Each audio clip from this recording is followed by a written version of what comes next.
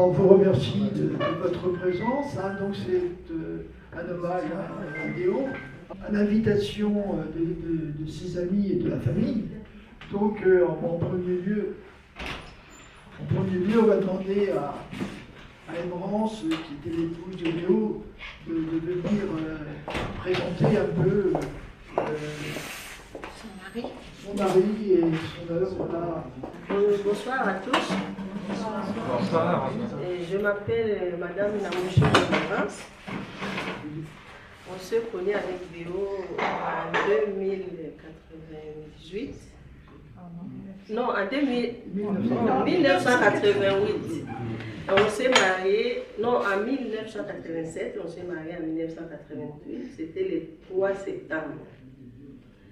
Et en 1990, il est parti, comme il était toujours journaliste, il est parti travailler à Kinshasa.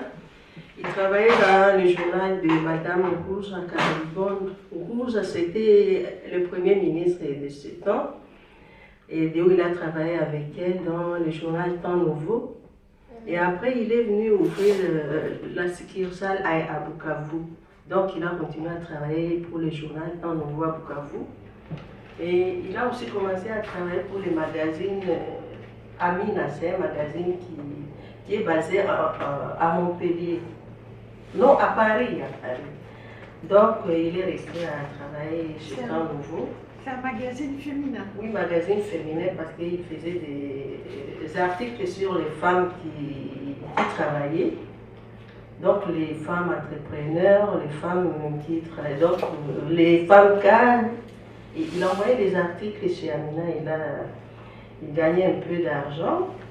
Et après, en 1994, il y a eu le génocide au Rwanda. Les Hutus, ils ont massacré les Tutsis. Et Déo, après, quand les Hutus, il y a eu des millions de réfugiés qui sont venus juste chez nous, au nord Kivu et au sud Kivu. Et moi et Déo, comme on était toujours hospitaliers, on a accueilli une famille de Hutus. C'était un monsieur et sa famille, il avait 3 enfants et il avait sauvé une femme Tutsi parce que quand on tuait les Tutsis, il y a les voisins qui cachaient, il y a les voisins qui cachaient les Tutsis. Alors le monsieur, il avait caché une femme Tutsi et nous, on les a accueillis chez nous. Donc on avait 4 filles, on avait une maison de 3 chambres, on a sacrifié une chambre pour la famille de Hutus. Et les membres de notre famille nous disaient, vous aimez accueillir les gens, les Hutus, ils viennent de massacrer leurs frères Tutsis, ils vont aussi vous massacrer. Et moi et Déo, on disait, non, ils ne vont pas nous tuer parce que nous, on fait la bonne action. Et s'ils veulent nous tuer, qu'ils nous tuent, mais ils ne nous ont pas tués. Et la femme Hutu a accouché chez nous, après ils sont rentrés chez eux, mais depuis, on n'avait plus de leurs nouvelles, nous, on avait fait ce qu'on pouvait faire, ils sont partis chez eux. Et pendant ce temps, Déo a commencé à travailler à la radio Akatasha. La radio Akatasha, c'était la radio créée par la Fondation Hirondelle qui est basée en Suisse. Donc, c'est une fondation qui donne accès à l'information aux gens qui sont en guerre. Donc, comme il y avait les Hutus qui ont fui chez eux, il fallait qu'ils aient quand même accès à l'information. Et Déo travaillait pour cette radio. Et en 1996, il y a eu la rébellion de chez nous, la rébellion de l'AFD. Comme Mobutu dérangeait beaucoup, il fallait qu'on cherche le moyen de le faire partir. Et il y a les gens qui ont concocté la rébellion, et la rébellion a commencé au sud Kivu. C'était le mardi 28 octobre 1996, notre ville a été prise. Et moi, j'étais enceinte de 7 mois. Donc, presque tout le monde avait fui. Ma propre famille avait fui. Mais comme nous, en ville, on n'avait pas fui parce qu'à la veille de la prise de la ville, l'archevêque disait à l'église, il disait aux gens, ne fuyez pas vos maisons parce que si vous fuyez, les ennemis viendront occuper vos maisons. Et moi, comme j'étais enceinte, le papa de Déo a dit non, on ne peut pas fuir parce que si on fuit avec Emerald qui est enceinte, elle va mourir sur les chemins, on n'aura même pas le temps de l'enterrer. Alors on préfère mourir tous ici. Et nous sommes restés à Bukavu, les gens ont fui, nous sommes restés avec ma grossesse. Et après, quand j'ai accouché, c'est les rebelles qui ont payé la maternité pour moi parce qu'il n'y avait pas l'argent. Et même, la ville était prise les mardis. Nous sommes restés là, mercredi et jeudi, Déo avec quelques hommes. Ils sont sortis de la maison juste pour voir la situation parce que nous, on était à côté de la poste et de la banque. Et même à côté de qui, c'est les points stratégiques de la ville. Après, ils sont sortis pour voir comment ça se passe. Et là, il y a les rebelles qui avaient pris la ville, qui les ont vus. Ils ont dit, vous habitez où? Ils ont dit, nous, on habite ici, juste à côté, on prend de l'air. Ils ont dit, fouillez ici, parce qu'ici, il y a les militaires qui sont restés au quartier général. Vous allez attraper des balles perdues. Et Déo, il est rentré à la maison, il a dit à son papa, parce que nous, on habitait dans une concession familiale. Il a dit à son père, il faut qu'on parte parce que les rebelles nous disent que peut-être il peut y avoir un affrontement, on peut attraper des balles perdues. Donc nous sommes partis à la cité, on a pris juste quelques minimums d'objets. Nous sommes partis dans un quartier qu'on appelle Kadoutou. On est resté là. Et quelques jours après, dehors encore, comme il était curieux, il est parti à un endroit où les hommes se réunissaient pour avoir les nouvelles. Surtout les nouvelles de la ville. Nous, on voulait savoir si la ville a été prise ou pour rentrer chez nous. Et là, il y a les véhicules des rebelles qui est arrivé. Les gens ont fui. Ils ont dit non, non, ne fuyez pas, nous on cherche un journaliste. Ils ont dit, ah, Déona Mujimbo, il est là. On a attrapé Namujimbo, on l'a mis dans la camionnette, on est parti avec lui. On a vu une délégation de gens venir là où on était. Ils ont dit, ah, les rebelles, ils ont pris Déona Mujimbo. Si on les tue, on viendra chercher sa famille. Et le monsieur chez qui on était, il a dit au papa de Déo, mon cher Pierre, je t'ai prie de rentrer chez toi avec ta famille. Parce que si on tue Déo, après on viendra chercher sa famille. Et nous sommes rentrés chez nous. Mais Déo, on l'a pris parce qu'il était journaliste. On voulait passer les messages à la population pour dire aux gens de rentrer chez eux. Parce que les gens de chez nous, ils ont quitté Bukavu jusqu'à Kisangani à pied. C'est plus de presque 650 km de Bukavu à chez nous. Nous, on avait la chance de ne pas avoir fui, mais les autres, ils ont beaucoup souffert. Beaucoup de gens mouraient, il n'y avait même pas le temps de les enterrer. Peut-être qu'on les faisait à la va-vite et on partait, mais nous, on a eu la chance. On est resté en ville, Déo a commencé à passer les messages. Et quand les gens étaient sur le chemin et qu'ils écoutaient la voix de Déo, ils disaient, ah, mais il y a encore la vie à Bukavu, il y a Déo dans Mujimbo qui parle à la radio. Et les gens ont commencé à rentrer. Et quand la situation s'est calmée un peu, on a dit à Déo, bon, on avance jusqu'à Kinshasa. Dès qu'on prend tous les pays, si tu veux avoir un poste, tu nous rejoins à Kinshasa. Il y a beaucoup de collègues de Déo qui sont partis à Kinshasa qui ont eu des postes. Mais Déo, il a dit, moi, je ne peux pas quitter Bukavu parce que si je vais à Kinshasa, il n'y a pas la guerre. Qui va dénoncer tout ce qui se passe ici chez nous? Il est resté là.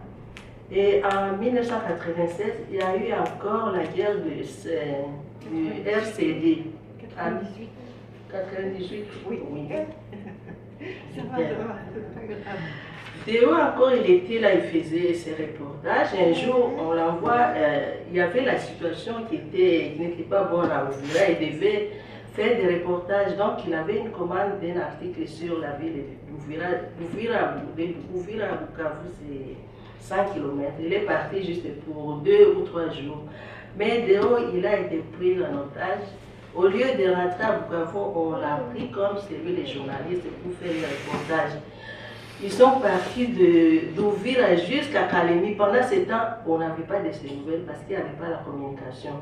Et moi, j'avais peur. Je me disais, si Déo meurt, je reste jeune, veuve, avec des enfants, qu'est-ce que je vais faire? Donc, je n'acceptais pas le père de Déo. J'ai prié beaucoup pour qu'il revienne. Il est parti, on n'avait pas de nouvelles. Nous, on attendait, on a pris telle ville, on a pris et partout les rebelles passaient, ils massacraient les gens. Ils brûlaient les maisons, ils tuaient les gens et Déo a assisté à tout ça.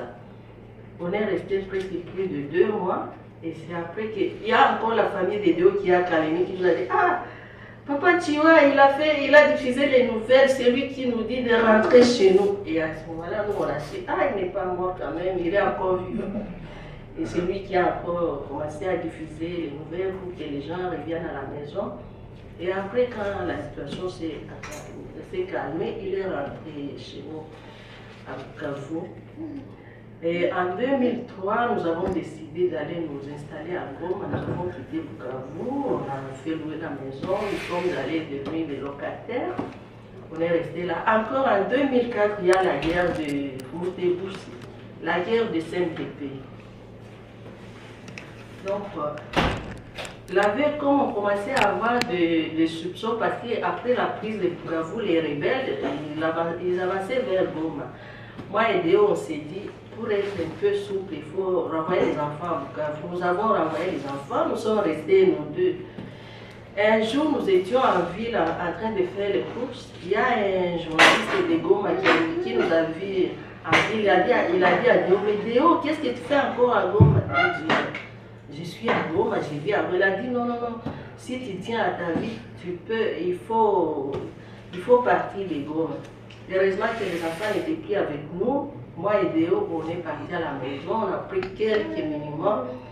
On est parti passer la nuit dans le bateau et le lendemain nous sommes partis. Donc on n'a rien pris dans la maison pour ne pas attirer l'attention des gens. On a tout laissé à la maison, nous sommes rentrés à Bukavu. Et c'est après qu'on a envoyé mon petit frère pour aller prendre tous les effets et les amener à Bukavu. Donc nous sommes arrêtés à Bukavu. Déo, il a continué son travail parce qu'il était correspondant de beaucoup de maisons de presse. En 2008, on a assassiné son petit frère. Il était aussi journaliste à la radio Okapi, c'est la radio de l'ONU. Il s'appelait Didas Namujin.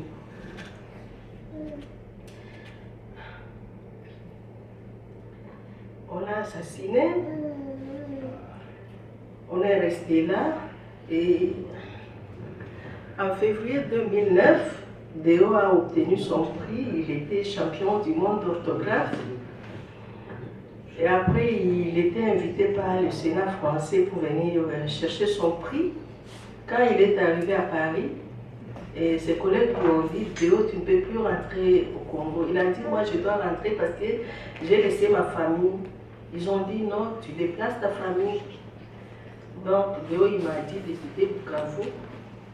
J'ai quitté Bukavu. Lui, il est venu en France en avril 2009. Et moi, j'ai quitté Bukavu avec tous les enfants en mai 2009. Nous sommes allés au Burundi. Nous sommes restés au Burundi une année et demie. Après, il a fait les démarches de regroupement familial. Nous l'avons rejoint ici. Et je vais maintenant parler de sa maladie. Déo était malade, je croyais que ça va passer. Déo, il a beaucoup lutté, il avait le cancer de prostate. Et dès qu'il a commencé la chimio, selon ma conception, moi je me dis que peut-être que ce sont les séances de chimio qui ont bousillé ses reins et sa vessie, parce qu'il n'avait pas les problèmes des reins ni des vessies. Déo, il a combattu contre la mort. Il a combattu. Et vers la fin, Dieu merci, il était entouré par sa famille. Donc, quand il était hospitalisé, moi et tous les enfants et tous les petits-enfants, même ses beaux-fils, étaient toujours là. Je me rappelle du dernier jour, c'était un dimanche, d'abord samedi. J'avais dit aux enfants, parce que normalement, nous avons 3 garçons qui se réveillent pour passer la nuit avec lui. Ce samedi, j'ai dit aux enfants, moi je vais rester. Et notre fille aînée a dit, non, non, non, je ne peux pas te laisser seule. J'ai dit, il y a qu'une place, la place d'une seule personne. Elle a dit, non, on va s'arranger. Donc, nous avons dormi sur un petit canapé d'une place avec ma fille. Donc, à chaque fois qu'il toussait, on regardait comment ça se passe. Quand il gémissait, on allait cliquer sur un bouton pour faire passer les antidouleurs. Et dimanche, il est resté sans parler. Le soir, il y a tous les enfants qui étaient là, même notre fille de la Norvège, on lui avait dit non, Cynthia, parce qu'elle est venue voir Déo depuis le 13 juillet jusqu'au 13 août, elle est partie. Les dimanches, on lui a dit non, Cynthia, il faut venir, la situation n'est pas bonne. Cynthia est arrivée avec son fils. C'est notre fille qui est en Norvège. Donc Déo est resté dans le coma. Moi, j'étais là avec toute la famille. Toute la famille. Et même les beaux-fils étaient là. Le soir, il y a l'infirmière qui va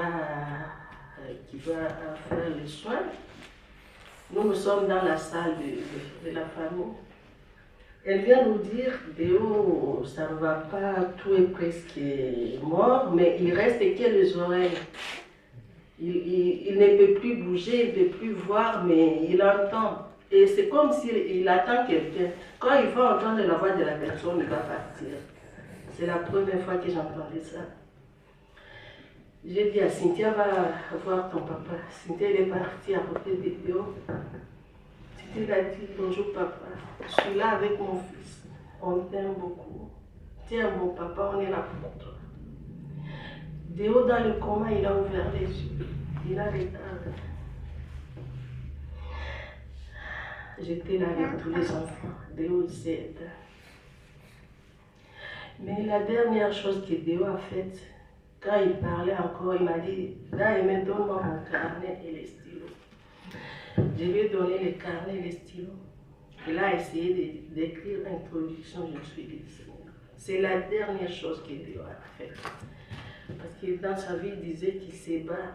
Il n'a pas de bombes ni de fusils, mais il se bat avec sa plume. Je pense qu'il est mort, plume à la main. Parce que j'étais là tous les jours avec lui. La dernière chose qu'il a faite, c'est d'écrire sur... Voilà l'histoire que j'ai filmée. Bravo.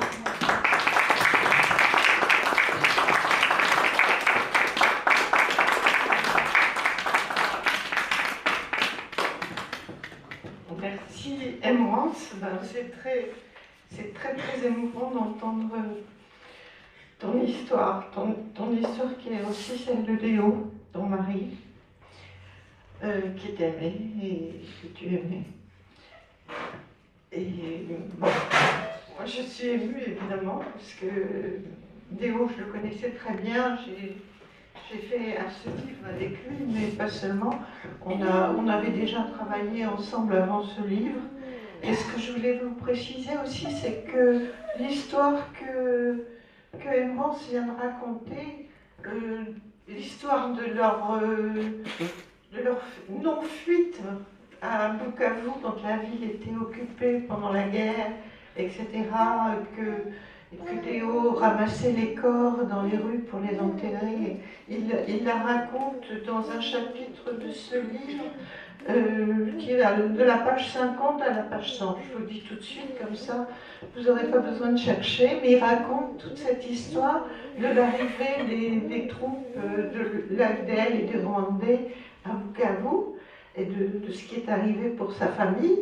Et puis l'autre histoire que tu as racontée sur quand il est parti pour faire un reportage et que finalement il a été embrigadé dans l'armée, c'était le RCD cette fois, hein, c'est ça? Le RCD, là c'était, il le raconte dans le livre qui est là et qui s'appelle « Je reviens de l'enfer ». C'est toute la campagne militaire qu'il a été obligé de suivre en fait. Effectivement, il était parti pour faire un reportage et puis ils l'ont attrapé et ils ne pouvaient pas partir, quoi. Il fallait qu'il fasse comme s'il était d'accord avec eux. C'était pas facile parce qu'il n'était pas d'accord avec eux. Mais si jamais il avait voulu faire mine de s'opposer ou de critiquer ce qu'ils faisaient, parce que comme tu l'as dit, ils massacraient, ils racontent comment il a vu des villages qui ont été enflammés, des femmes violées, des gens massacrés comme ça, et il devait se taire. Il ne pouvait pas dire quelque chose, sinon c'est lui qui... Il avait un caméraman avec lui, qui aussi risquait sa vie, quoi, si jamais il manifestait quoi que ce soit contre les militaires. Donc c'était une situation horrible. C'est pour ça qu'il a intitulé ce livre « Je reviens de l'enfer », parce qu'il était pris dans une machine infernale, donc c'était impossible d'en sortir. Voilà. Et donc, c'est vraiment une vie très difficile qu'il a eu des hauts, hein, déjà au Congo. Après, quand il est venu en France, ben, ça a été difficile aussi. Faire venir sa famille, il n'a pas trouvé de travail comme journaliste, parce que c'est pas facile de trouver du travail comme journaliste, surtout qu'il était déjà un peu âgé, donc c'est pas facile. Et puis étranger, avant qu'il devienne français. Donc trouver du boulot de journaliste, il n'a pas pu. C'est pour ça qu'il est devenu traducteur et qu'il a fait cette société-là, qu'il a appelé Kivu-sur-Seine, parce que lui, c'était dans son cœur, le Kivu, il n'a jamais pu s'en détacher. Et donc, voilà, il a eu aussi une vie difficile en France, ça n'a pas été facile. Et puis après, le pire, c'est la maladie, évidemment. La maladie contre laquelle il n'y avait rien à faire. Mais on ne lui a pas dit. On ne lui a pas dit tout de suite. On lui a dit seulement, là, je ne sais plus, au mois de juin, je crois, qu'il n'y avait rien à faire. Et il a dit, mais alors, pourquoi est-ce que vous m'avez fait toutes ces chimios si vous saviez qu'il n'y avait rien à faire? C'est ça qui est incompréhensible. Parce que les chimios, ça l'a démoli, ce que tu dis, et moi, c'est vrai, ça l'a démoli. Alors moi, je vais en venir à ce livre que nous avons écrit ensemble. Donc, c'est aussi toute une histoire, ce livre. Moi, j'ai connu Déo pour un livre que j'écrivais qui s'appelle Congo Mémoire à vie. J'en ai un exemplaire que j'ai mis là-bas pour vous le montrer. Malheureusement, j'en ai pas à disposition, mais j'étais mariée avec un journaliste écrivain belge qui s'appelle Luc Beyer de Ric, et on lui a demandé, bon, les Belges, je ne sais pas si vous savez, c'est eux qui ont colonisé le Congo, enfin, pendant un certain temps, et d'abord c'était le roi qui avait la propriété personnelle du Congo, et après c'est devenu une colonie belge, et les Belges se sont jamais consolés de l'indépendance du Congo, il faut dire la vérité.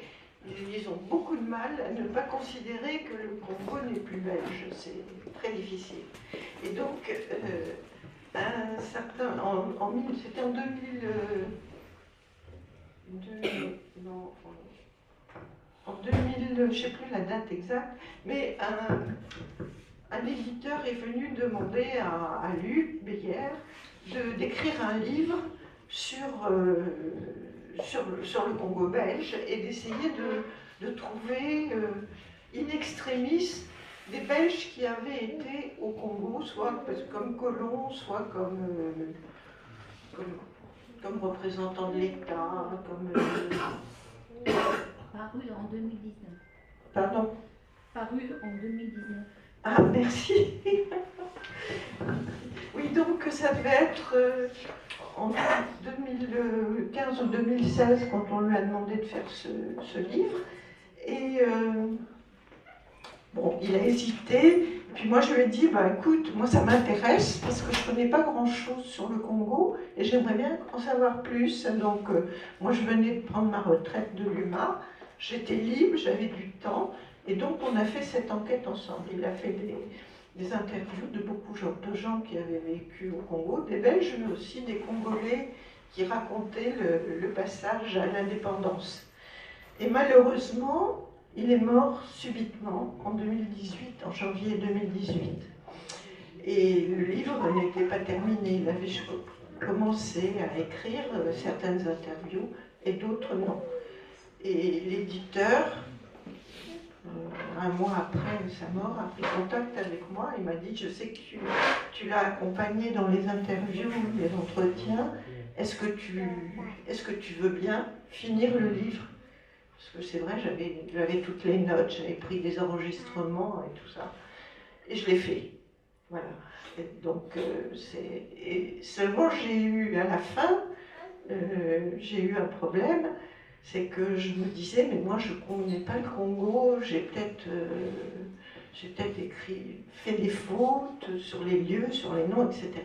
J'ai cherché quelqu'un qui puisse, un Congolais, qui puisse me relire et corriger.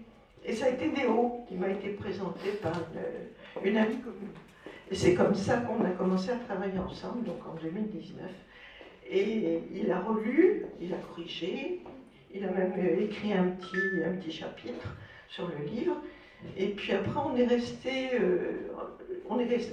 amis parce que c'était difficile quand on connaissait Déo de ne pas être ami avec lui. Et vraiment difficile. Et après, c'est lui qui m'a contacté pour me dire, mais bon, est-ce que je vais publier un livre, je viens d'écrire un livre, mais si tu pouvais me rendre le même service que je t'ai rendu, c'est-à-dire le relire. C'était ce livre-là qui s'appelle Les Sylvestres aventures de l'enfant soldat, qui est paru en 2021. Ah oui, c'est magnifique, vraiment. C'est très, très émouvant, très bien écrit. Oui, parce qu'il écrivait vraiment d'une manière magnifique. Et donc, voilà, puis j'ai fait la DER, la 4e de couverture. Puis voilà, et après, ça c'était en 2021, puis quelques mois plus tard, il y a eu un livre qui est paru d'un écrivain français qui s'appelle Patrick de Saint-Exupéry, vous en avez peut-être entendu parler, sur le Congo belge, ex-belge, plutôt sur la RDC, et qui s'appelait La Traversée.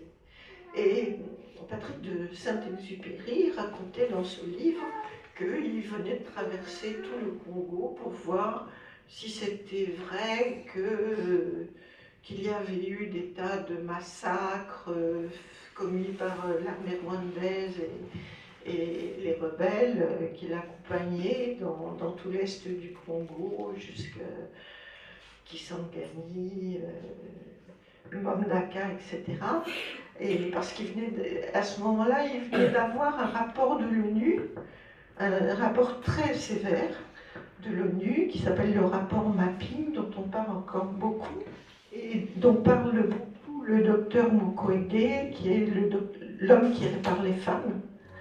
Et lui, il a essayé de faire connaître ce rapport Mapping qui raconte toutes les exactions qui ont été faites par l'AFDL et les armées rwandaises contre les réfugiés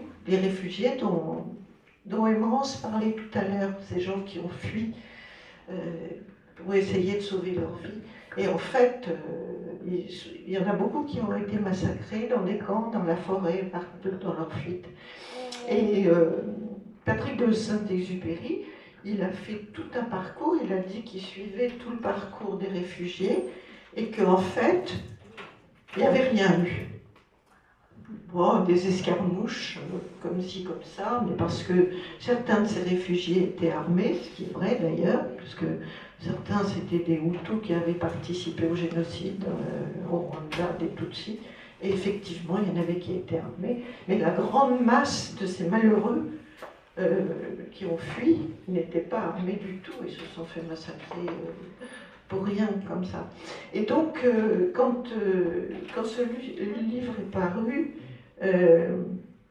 le sang de Déo n'a fait qu'un tour. Il a dit mais c'est des mensonges épouvantables, il faut que je réponde à ça. Et il m'a téléphoné, il m'a dit est-ce que tu veux m'aider, je veux faire ça, il faut répondre à ce livre. Bon, je l'ai lu, effectivement ça ne correspondait pas du tout à la vérité, et c'est là qu'on a entrepris de faire le livre qui est là sous vos yeux et que j'espère qu'il vous intéressera. Je vous préviens tout de suite que c'est pas un livre facile, c'est pas un roman rose, et ça parle de choses très dures, de crimes, de massacres, et d'une guerre dont on parle jamais, mais qui malheureusement dure encore aujourd'hui. Et aujourd'hui, dans l'RDC, le Congo, il y a une partie de l'est du pays qui est occupée par des forces. Donc on dit que ce sont des rebelles. Bon, comme on a dit que c'était des rebelles en 1996 quand ils sont venus à Bukavu, et puis après en 2002 quand ils sont venus à Goma, et puis en 2004, et puis en 2010 quand le M23 est né, parce qu'à chaque fois ces troupes soi-disant rebelles prennent un nom différent, un nouveau nom, pour agresser le Congo. Mais à chaque fois, derrière eux, il y a toujours les mêmes. C'est le gouvernement du Rwanda, avec Paul Kagame, l'armée rwandaise, qui est aussi présente sur le terrain, parce que ça, sur le terrain congolais, ça a été prouvé par l'ONU. L'ONU a fait toute une série de rapports. Il y en a eu encore un au mois d'avril, un rapport de l'ONU, qui au mois d'avril disait qu'il y avait au moins 4000 militaires congolais dans les troupes d'invasion du Congo, du Kivu. Pardon, rwandais. Voilà, je m'y perds. Oui, 4000 soldats rwandais, ce que Kagame dit toujours c'est pas vrai, mais bon, c'est prouvé, archi prouvé. Et puis il y a les armes, hein, il y a des tas de preuves, il y a des gens qui sont morts, des centaines de soldats, de militaires rwandais qui sont morts sur le sol congolais. Il y a des cimetières, il y a même une enquête qui a été faite par des journalistes sur l'agrandissement des cimetières militaires au Rwanda, ce qui prouve qu'ils se battent quelque part et ils sont tués quelque part. Et ce quelque part, c'est surtout au Congo. Donc, voilà. Donc ce livre, il raconte tout ça, il raconte les massacres pendant les fuites, et puis les récits. C'est basé sur d'abord ce que vous avez vécu, vous, la famille Namujimbo, les souvenirs de Déo lui-même, et puis sur des rencontres, des interviews que nous avons faites pendant 2 ans pour préparer ce livre, en France, en Belgique, parce qu'en Belgique il y a énormément il y a une grosse diaspora congolaise et rwandaise, parce qu'on a aussi interviewé des Rwandais, pas seulement des Congolais. En Suisse, parce qu'on est allé voir un général qui avait été chef d'état-major de l'armée rwandaise, et puis qui tout d'un coup s'était rendu compte des horreurs qu'il faisait, et avait dit « mais moi je peux plus ». Et d'ailleurs il a le même nom que l'ancien président du Rwanda, il s'appelle le général Habyarimana. Ils ont essayé de le liquider, mais il a réussi à fuir en Suisse. Et puis en Italie, où on est allé interviewer Bonino, qui était une commissaire européenne chargée des droits de l'homme, et qui était allée voir justement ces massacres dans les camps. Elle était dans un des plus grands camps de réfugiés du Congo, à Tingi. Elle a dit qu'elle pensait avoir vu plus de 200 000 personnes agglutinées là, et quelques jours après son passage, il n'y avait plus. Le camp a été attaqué, et il y avait des gens qui ont été tués. Il y en a quelques-uns qui ont pu s'échapper, mais très peu. Donc voilà. Et ce qui est terrible, c'est que voilà la bataille de Déo, à laquelle je me suis associée évidemment pour écrire, une bataille avec la plume. Bon, c'est plus avec la plume, avec l'ordinateur, mais c'est pareil. Eh bien, cette bataille, il faut qu'elle continue, quoi. Quand on a voulu faire un hommage à Déo, c'est en même temps pour dire son combat n'est pas fini. Son combat doit continuer. Parce qu'aujourd'hui, la situation est très, très grave dans le pays. Et je vous ai dit, la moitié du Kivu est occupée. Il y a eu d'abord la ville de Goma, qui est la capitale du Nord Kivu, puis la ville de Bukavu, qui est dans votre ville, et qui a été occupée. Après, maintenant, les autorités congolaises qui étaient à Bukavu, elles ont dû fuir elles-mêmes à Uvira, la capitale du Sud Kivu. Maintenant, c'est Uvira, c'est plus Bukavu, parce que Bukavu est sous occupation. Et ces occupations et ces conquêtes, parce que ce sont des conquêtes militaires, se passent à coups de massacres et à coups d'exactions et surtout de viols utilisés comme une arme de guerre. C'est ce que dit le docteur Mukwege, qui est prix Nobel de la paix et qui se bat contre ça. Et il a fait des communications il n'y a pas très longtemps. J'ai vu une communication qu'il avait faite à Genève où il disait que ça s'était aggravé encore maintenant. Il y en a de plus en plus. Hein, les femmes violées, c'est épouvantable. Donc, ce qui est le plus terrible, c'est qu'on en parle très très peu. Quoi. On parle de Gaza où il se passe des choses horribles, certes, mais au Congo, il se passe des choses pratiquement aussi horribles, même si on n'a pas détruit complètement les villes comme on l'a fait à Gaza, certes, mais il y a énormément quand même de misère humaine, d'exactions, de victimes, que ce soit des morts ou des blessés ou des gens qui sont marqués pour la vie parce qu'ils ont vécu. Et il y a actuellement, d'après les chiffres qui sont fournis par l'ONU, au moins 7 millions de personnes déplacées dans des camps. Vous vous rendez compte ce que ça veut dire? 7 millions? C'est la ville de Paris, pratiquement. 7 millions de personnes qui sont déplacées, qui vont...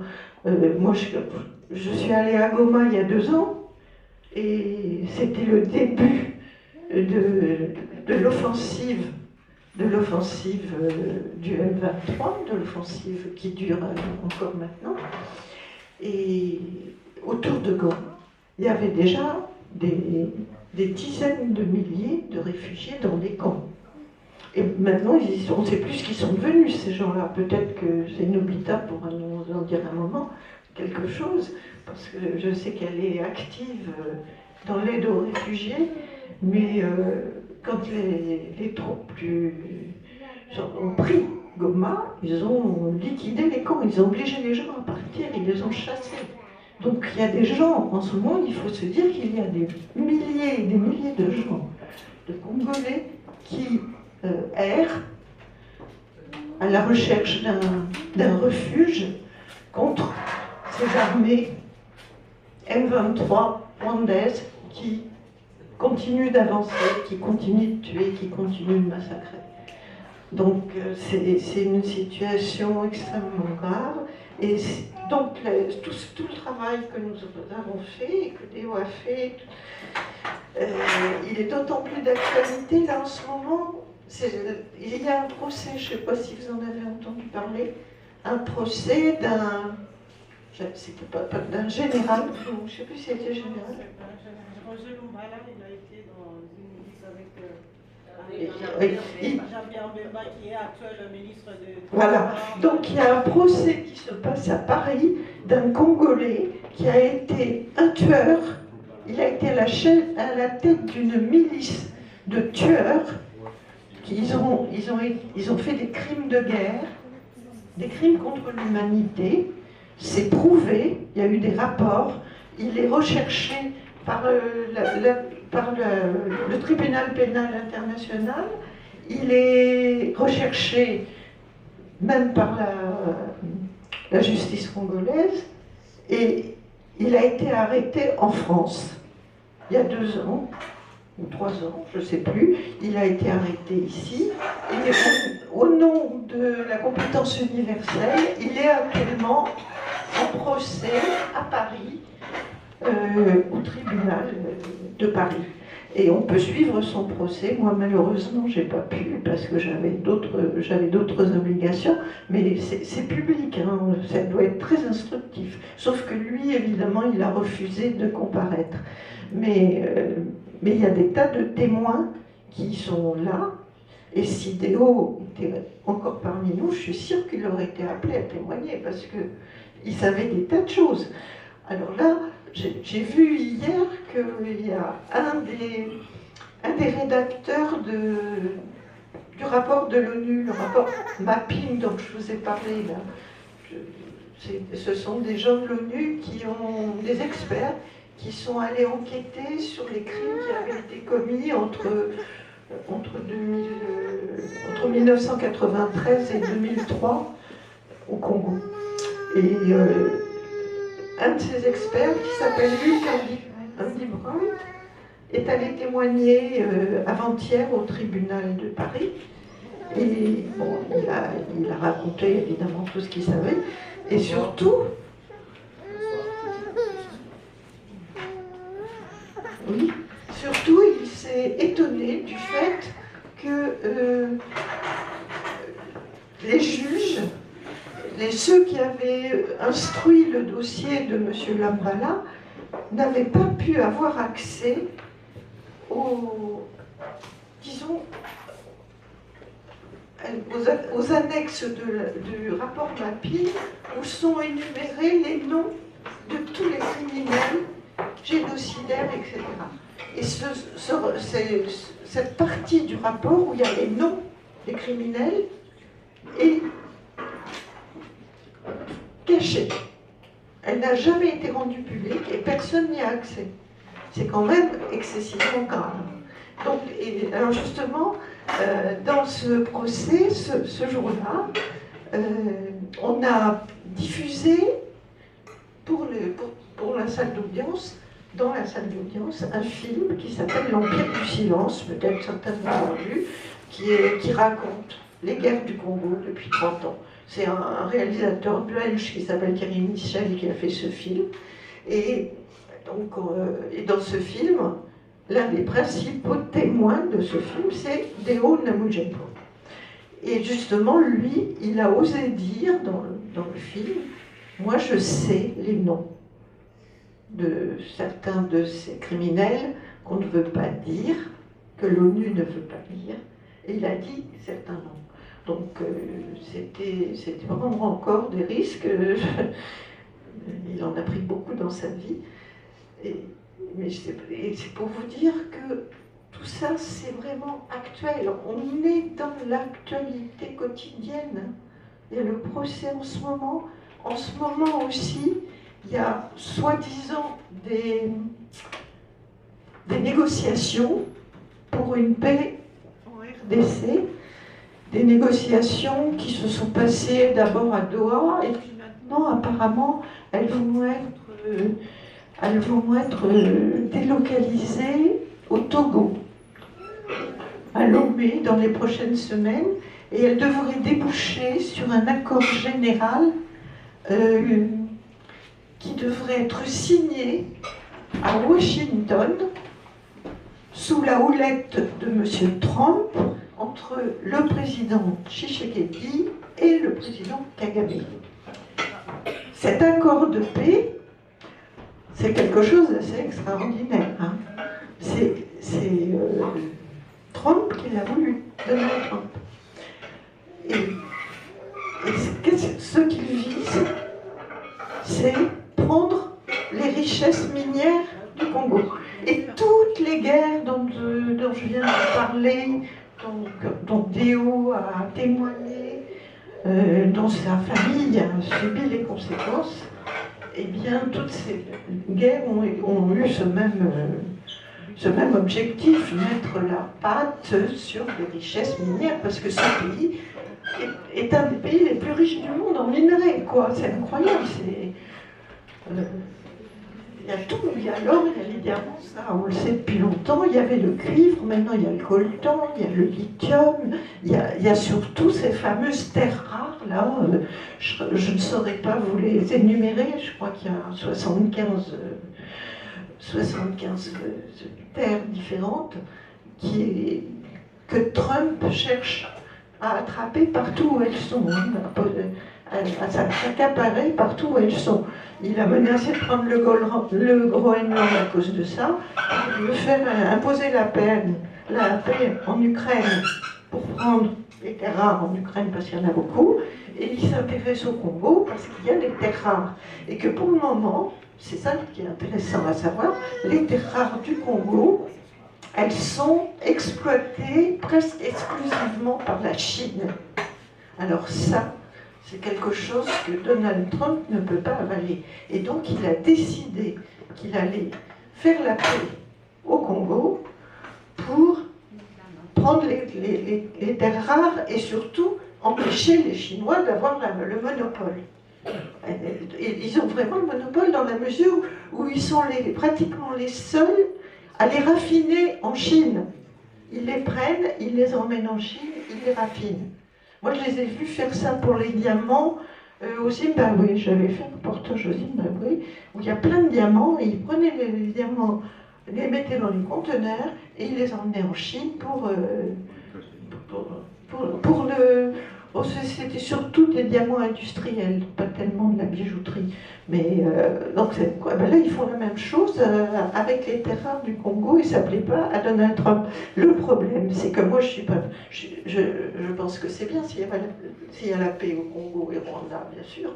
Mais dans quelles conditions? C'est ça qu'il faut savoir. Alors, il y avait eu des prémices de ces accords que Trump veut imposer. Et Théo s'était déjà prononcé là-dessus, quelques mois avant sa mort, et il avait dit « Moi, je suis contre. Je suis contre ces accords parce que c'est une manière de légaliser le pillage qui a déjà lieu par l'intermédiaire du Rwanda. Le pillage a déjà lieu. Les grandes compagnies qui font les téléphones portables, les ordinateurs, les voitures électriques, etc., qui ont besoin de nos minerais, se les procurent à travers les milices qui nous font la guerre et l'armée rwandaise. Et là maintenant, grâce à l'accord avec Trump, dominé par Trump, ce sera légal. Mais ce sera pareil. Ce ne sera pas le peuple congolais qui en profitera. Ce sera toujours le pillage. Mais on lui donnera un aspect civilisé, disons, un peu plus civilisé. Et je pense qu'il avait raison, hein. Plus les choses avancent, et plus je pense qu'il avait bien vu ce qui allait se passer. Et maintenant, on ne sait pas trop comment les choses vont évoluer. Mais il y a effectivement péril, et les Congolais, je crois le peuple congolais se rend compte qu'on est en train de l'attirer dans un piège. Je ne suis pas au Congo, je n'ai pas fait de sondage de ces derniers temps, mais il me semble que la population est quand même assez consciente. Alors là, je voulais rajouter quand même un petit truc, c'est le rôle de la France dans tout ça, de notre cher président Macron. Alors déjà avant Macron, cette idée qu'il fallait partager les richesses du Congo, le premier qui l'a dit, c'était Sarkozy, quand il était président. Il a fait un voyage là-bas, il était copain avec Kagame, il est allé voir son ami Kagame, et il a fait un discours où il a dit, voilà, la géographie est la géographie, le Congo et le Rwanda sont voisins, ils seront toujours voisins. Le Rwanda est petit, pauvre, il a trop de population. Le Congo est très grand, riche, il n'a pas beaucoup de population, il a de la place. Il faudra qu'un jour ou l'autre, on partage ses richesses. Voilà ce qu'il avait dit. Et maintenant, évidemment, le président Macron a pris la suite et il joue dans la même direction. Il a vraiment soutenu à fond le président Kagame au point de faire du Rwanda de donner au Rwanda la présidence de la francophonie. Alors, le Rwanda n'est pas un pays francophone, c'est un pays anglophone. Il est rentré dans les Commonwealth. Oui, mais il est rentré dans le... Bien sûr, il a été bien obligé. Mais je veux dire, c'est un pays où, quand Kagame est arrivé au pouvoir, ils ont arrêté d'enseigner le français dans les écoles pour l'anglais. Et malgré ça, Macron lui donne la francophonie, quoi, la présidence de la francophonie. C'est quand même incroyable. C'est d'ailleurs, en ce moment, il y a le sommet de la francophonie. Et donc, c'est au Rwanda, et c'est assez comique parce que le ministre des Affaires étrangères de la Belgique, qui n'a plus de relation, qui a rompu ses relations avec le Rwanda, et quand même Kigali pour le sommet de la francophonie. Ben oui, forcément. Donc voilà, c'était un très beau cadeau que Macron a fait à Kagame. Mais il n'y a pas que ça. Il y a aussi qu'il utilise l'armée de Kagame pour défendre les intérêts français dans les pays où avant c'était l'armée française qui s'en occupait, mais maintenant l'armée française a la mauvaise presse en Afrique. Il y a plein de pays où on a été tout simplement viré. Et donc, qui est-ce qui remplace l'armée française? C'est l'armée de Kagame, et qui est grassement payée pour ça. C'est le cas en Centrafrique, en République centrafricaine.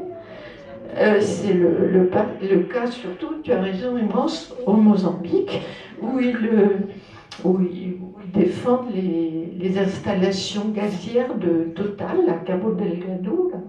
Et c'est l'armée rwandaise qui s'en est occupée de virer les méchants qui protestaient. Pardon? Au nom de la France, oui, c'est la France qui paie. C'est la France qui paie, et aussi, l'an dernier, il y a eu une contribution de l'Union européenne parce que Macron avait réussi à persuader les gens de la Commission de Bruxelles que c'était dans l'intérêt de l'Europe d'avoir ce gaz-là, parce que le gaz, il est exploité par Total et par une société italienne aussi. Voilà, Eni, je crois, oui, c'est ça. Et donc, voilà, donc, on finance, c'est un petit peu comme une armée mercenaire, si on veut, quoi. Parce qu'on les finance pour qu'ils aillent défendre Total ici, notre société, là. Et... Bon, moi je ne crois pas que les Français sachent, il n'y en a pas beaucoup qui sachent ce qui s'est passé. D'abord parce que les médias n'en parlent pas, on parle très très peu, et en plus parce que c'est extrêmement compliqué. Il faut reconnaître que l'histoire de cette région et des conflits qui ensanglantent cette région n'est pas simple à comprendre.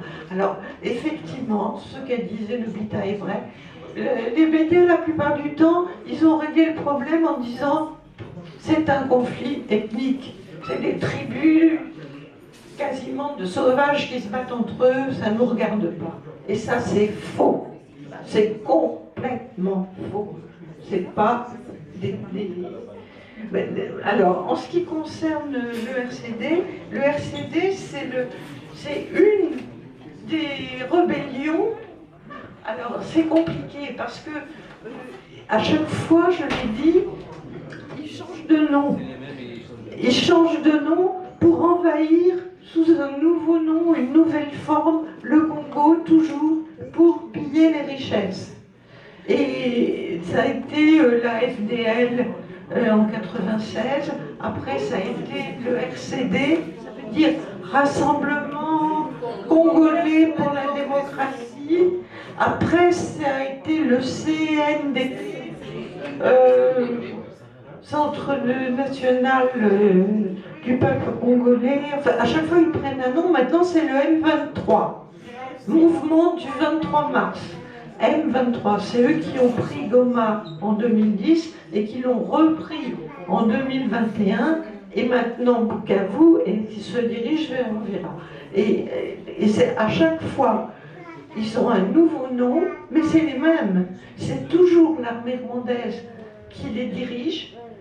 Ils sont dirigés par des officiers rwandais. Ils sont armés, financés par le Rwanda et c'est toujours pour aller piller les richesses, on chasse la population. Quand j'étais à Goma il y a 2 ans, la population du nord du Kivu, de la région de Kishiché, avait été chassée par l'avancée des forces du M23 et elle s'était retrouvée dans les environs de Goma, dans les faubourgs de Goma. Et puis, après, ils sont venus à Bukavu, maintenant, et ils ont chassé les gens qui étaient autour de Bukavu, et après, ils continuent, et à chaque fois, ils chassent les habitants qui perdent leur maison, qui perdent leurs champs, qui perdent leurs récoltes, parce qu'en général, les armées qui arrivent, elles prennent aussi les récoltes, et puis elles permettent le pillage des ressources dans la mesure où les mines sont contrôlées après par les forces armées qui viennent de prendre le pays, de prendre la région. Voilà, ça marche comme ça. Et donc, c'est quelque chose sans fin, et pour camoufler la réalité de ce pillage qui est commandité par ceux qui ont besoin, les grandes compagnies du monde entier qui ont besoin du coltan pour faire les téléphones, les ordinateurs, etc. Donc c'est camouflé. Il faut un camouflage de guerre civile. Ils appellent ça une guerre civile, mais c'est pas une guerre civile, c'est pas une guerre ethnique, c'est une guerre de pillage. C'est une nouvelle forme coloniale, si on veut. Après, ils ont eu des conventions, on a dit on va faire un gouvernement avec 4 présidents. 1 plus 4. Donc il y avait Kabila, il y avait Bemba, il y avait Ruberwa, il y avait Arthur Zahir Ngoma, il y avait aussi un autre. Oui. Donc, imaginez-vous un pays qui est gouverné par 4 présidents, c'est pas possible. Nous, on a vécu ça. Donc, les Rwandais, ils nous ont toujours manipulés, je sais pas, ils nous ont infiltrés et jusqu'à présent. C'est pour ça que on a choisi ce titre, c'est à cause de ça. Oui, quand on va dans l'armée, les officiers, c'est en majorité des Tutsis. C'est les Tutsis qui sont là, qui savent tous les secrets de l'État. Ce sont eux qui dirigent. Même si l'armée congolaise pouvait se battre, tous les secrets sont connus par les armées. C'est pour ça que quand il y a eu la guerre dernièrement, quand on a conquis Goma, les militaires, ils ont fui. Quand ils sont arrivés à Bukavu, ils ont fui. Il y a la femme du petit frère de Théo qui travaillait à l'auditorat militaire. Elle a quitté Bukavu, elle a fui, elle a laissé ses enfants seuls. Jusqu'à présent, elle est à Ouvira et les enfants sont à Bukavu. Donc il n'y a pas moyen d'aller voir ses enfants. Comme elle travaille à l'auditorat, il y a les militaires qui la connaissent. Si elle fout son pied à Bukavu, elle sera assassinée. Il y a beaucoup. J'ai mon petit frère qui est militaire à Goma. Il a fui depuis février jusqu'à présent, il est à Walikale. Sa femme a accouché, il n'a pas eu le temps d'aller voir les bébés. Donc il reste en communication, il n'y a plus moins. Donc il y a les familles qui se sont séparées sans le vouloir. Merci pour votre question. Nous, on a tout vécu. Donc, avant le génocide, nous, les Congolais de Bukavu, on allait au Rwanda. Il y a les professeurs congolais qui allaient enseigner au Rwanda. Il y a les élèves rwandais qui venaient étudier au Rwanda. Moi-même, je faisais mes courses au Rwanda. Nos maris allaient prendre un verre au Rwanda. Donc, les gens du Rwanda et nous, on était des frères. Oui, c'est politique. C'est à partir du moment où on a accueilli la vague des réfugiés qu'on a vu le vrai visage des Rwandais. Quand on les a accueillis, au début, j'ai dit que moi et Dieu, on a accueilli une famille de Rwandais. Je ne sais pas s'il y a eu du mal à les accueillir. Le seul problème, c'est notre hospitalité. Déjà en 1959, il y a eu encore le massacre. Donc, au Rwanda, il n'y a que 2 tribus. Alors que nous, on est à plus de 450 tribus, et il n'y a jamais eu de massacre entre nous. On a accueilli les Rwandais. En 1959, ils se sont entretués. Les Hutus, ils ont encore massacré les Tutsis. Les Tutsis, ils sont partis à Minembwe. Et pour le moment, ils s'appellent les Banyamulenge. Et si nous, les Congolais qui sommes en France, on devait demander une partie de la France, on dit à la France, donnez-nous une petite partie pour nous. Parce que les châteaux rouges. Oui, si on demandait même Château Rouge ou Rennes, la province Rennes, on dit, nous devenons des Banyarènes, ça n'existait pas. Les Français, ils sont confondus dans leur pays, et nous, on était confondus dans notre pays. Moi, je ne vois pas là où vous dites qu'on doit faire la paix. Bien sûr que nous, on est pacifiques, nous les Congolais. Et si j'ai mal parlé, j'ai parlé des Hutus qu'on a accueillis chez nous. Après, ils ont commencé à nous massacrer. Et même avant les génocides, dans mon quartier, il y avait, parce que moi, j'ai grandi dans un quartier où il y avait beaucoup de protestants, des familles protestantes qui accueillaient les enfants Banyamulenge chez eux. Donc les jeunes étudiants qui venaient dans des familles congolaises, ils étudiaient et à chaque fin de l'année scolaire, la famille d'accueil allait à Mulenge et on leur donnait une vache. Donc à chaque fin de l'année scolaire, on leur donnait une vache. Et les étudiants étudiaient toujours tout en étant dans ces familles d'accueil. Et quand il y a eu la guerre de l'AFDEL, on a vu les mêmes étudiants, qui étaient pasteurs, on les a vus. Oui, ils avaient des armes, ils étaient des militaires, mais les familles ne savaient pas que c'était des militaires. Et je connais une fille qui m'a prêté un jeune étudiant qui était chez elle. Donc à chaque fois quand elle préparait la semoule, elle donnait la marmite au jeune Nyamolais, il disait « toi tu nettoies la marmite ». Et ce jeune, quand il a pris les armes, il est venu chercher la fille a dit « toi tu me faisais nettoyer la marmite ». Il a tiré sur la fille. Heureusement, c'est passé comme ça, la fille a perdu juste un œil. Et c'est là qu'on a vu que les Rwandais, ils sont ce qu'ils sont. On a vécu avec les Rwandais, après on les a vus bien armés. Il y avait ceux qui étaient bien intentionnés, qui venaient nous dire, préparez-vous, il y a quelque chose, il y a la guerre qui se prépare. Et les familles partaient, mais nous on ne savait pas qu'il y avait la guerre. Donc on veut faire la paix, surtout nous les gens de l'Est.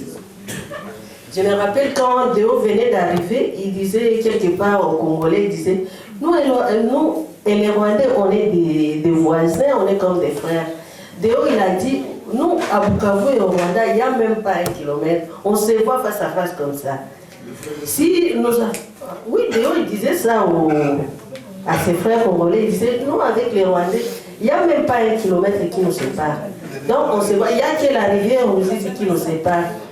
Et je me rappelle, ce monsieur, à chaque fois quand il me voyait, il me disait, ton mari m'a dit que vous êtes des frères avec les Rwandais. Je disais oui, c'est vrai. Nous, on était des frères avant la guerre. Et même actuellement. Même pour le moment, il y a les Rwandais qui ne sont pas dans la guerre. Ce n'est pas tous les Rwandais qui sont mauvais, il y a ceux qui sont bons. Non. Ce n'est pas tous les Rwandais qui sont méchants. Mesdames, Messieurs, je voudrais d'abord remercier la famille de Déo qui a accepté, malgré cette grande tristesse et douleur, qui ne va jamais être sortie de leur cœur. S'il vous plaît. Je vous remercie d'avoir accepté d'être avec nous pour rendre hommage à Dieu. Et aux organisateurs, Madame Françoise, nous vous connaissons, mais les organisateurs ici, s'il vous plaît, quand le président Dodé Manzanza m'a appelé, il a parlé du Parti communiste, de la ville de Vigny-sur-Seine, si je ne me trompe pas. Ici, je ne voudrais pas, s'il vous plaît, vous dire que nous ne fassions pas ce que nous sommes en train de faire, chacun en son cœur. Je voudrais d'abord remercier le Parti communiste de Vigny-sur-Seine, parce que ici c'est l'hommage à Déo, en sortant d'ici, que chacune et chacun de nous dans sa ville, moi je ne suis pas vénitien, on dit vénitien, voilà, moi je suis parisien, mais que chacune et chacun de nous, d'où il est venu, soit Déo. Si vraiment vous êtes Congolais, en sortant d'ici, c'est la première fois que je vois un parti politique français rendre hommage en un combattant d'origine congolaise, surtout en ces jours, prendre ces risques. Parce que même sur le plan politique, nous savons ce que le parti communiste pèse aujourd'hui. Je voulais dire ceci, mes chers compatriotes. S'il vous plaît, de grâce, nous aurions le temps de demander au Parti communiste, pour la communauté qui habite ici, que nous parlions du Congo, s'il vous plaît. Alors, je suis venu ici représenter un grand homme que vous connaissez tous. Les courants idéologiques, si je suis présent, ce n'est pas Jean-Paul Kassindi qui est ici. C'est la pensée politique et le combat d'un homme qui s'appelle Patrice Emery Lumumba. Je suis le numéro 1 mondial d'hommage à Patrice Emery Lumumba. J'ai dit le numéro 1 mondial. Il n'y a pas de doute. S'il vous plaît. Donc ici, j'ai entendu nos compatriotes vouloir aller dans le débat, la situation de notre pays. Nous savons tous que cela ne date pas d'aujourd'hui. Même à l'époque coloniale. Donc nous devons faire très très attention. Ici c'est l'hommage à Déo. Et c'est important. N'allons pas dans tous les sens. S'il vous plaît, n'allons pas dans tous les sens. Vous savez, un jour, je posais la question à M. Georges Marchais. J'ai dit, mais je ne comprends pas. Lumumba a été assassiné parce qu'on l'avait traité des communistes. Alors que nous avons eu notre indépendance en 1960. Pendant ce temps, il y a eu des partis communistes dans d'autres pays comme la France, mais on n'a jamais accusé les communistes et on n'a jamais même tué des gens dans le monde pour avoir été communistes. Il m'a regardé et dit, je vous répondrai, paix à son âme. Donc ici, s'il vous plaît, c'est un hommage à Déo. Nous savons ce qui se passe dans notre pays. Mais si nous allons nous permettre des débats entre nous, l'hommage à Déo, vous savez, quand quelqu'un meurt, on dit qu'il se repose en paix. Si Déo ne va pas se reposer en paix, nous ne ferions rien. Je ne pouvais pas venir. Je ne pouvais pas venir. Mais si je suis venu, c'est l'idéologie de Lumumba, son esprit, qui m'a dit d'être ici. C'est pourquoi, à la famille de Déo, ma présence ici n'est pas Jean-Paul Kassindi. S'il vous plaît. Je vous remercie beaucoup. Je vous remercie beaucoup. Bon, écoutez, vraiment, je vous remercie tous d'avoir participé à cet hommage. Immense, toute sa famille, bien sûr, et tous ses amis qui se sont mobilisés. Et je crois que ça répondait à un besoin pour les Vignésiens qui sont venus très nombreux ce soir. Et maintenant, alors, nous avons dans le fond des livres de Déo qui sont donc disponibles et que vous pouvez acquérir et qui peuvent être dédicacés par Imrance et par Françoise. Et nous nous invitons également, évidemment, à faire de l'amitié pour finir cette soirée. Peut-être. Ah, Dodé, il veut prendre. Tu veux dire un mot? Ah, excuse-moi. Non. Ah non. Voilà, donc on vous invite, bien sûr, pour ceux qui le souhaitent. C'est juste, on On a continué à échanger après. Hein. Alors, merci. C'est juste pour remercier tout le monde qui sont venus, puisque on était avec Alain. C'est nous, les deux organisateurs. On a essayé d'afficher dans tous les immeubles le flair d'Idéo. Donc, merci pour le déplacement, parce que je vois dehors, il fait froid. Donc, c'est ça seulement à vous remercier. Je n'ai pas beaucoup à dire. Merci Alain. Merci. Alors maintenant, on va de la mission des livres. Et on a aussi un petit cahier pour, si vous avez une pensée pour Déo, à noter. Je pense que la famille sera très contente.